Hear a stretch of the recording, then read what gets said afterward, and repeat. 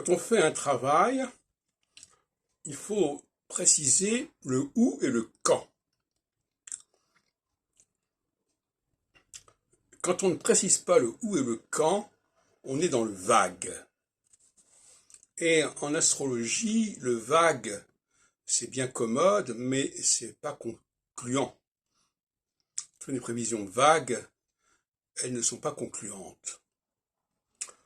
Et nous avons trop l'habitude, justement, d'employer des expressions qui nous semblent au premier abord déterminantes et qui en réalité restent très vagues.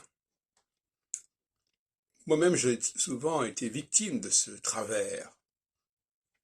Par exemple, si je parle de désinhibition, c'est désinhibition par rapport à quoi? Il y a des gens qui ont une désinhibition par rapport à tel domaine, et d'autres qui ont une désinhibition par rapport à un autre domaine. C'est d'ailleurs le reproche que je fais à Freud, quelque part, avec ma théorie des topiques sensoriels. Notre ça, il existe dans tel domaine et pas dans tel autre domaine. Notre surmoi, il existe dans tel domaine et pas dans tel autre domaine. Donc, se contenter de dire le surmoi, le ça, inhibition, désinhibition, enclavement, désenclavement, etc., c'est tout à fait insuffisant. Parce que c'est passe-partout, finalement. En réalité, il ne s'agit pas de dire que telle personne est ou pas inhibée. La question est de savoir dans quel domaine elle l'est et dans quel domaine elle ne l'est pas. Et c'est toute la différence.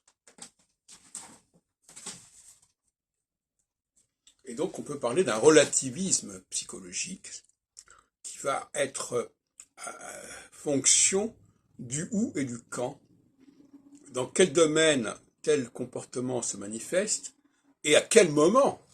Et là nous renvoyons à la psychologie. À quel moment telle attitude est déterminante, dominante, et à quel moment elle ne l'est pas. Et ça, effectivement, c'est aussi une grave lacune. Pire encore, puisque celle-là est encore loin d'être maîtrisée et neutralisée, à savoir que tel comportement doit être resitué dans le temps et dans la période.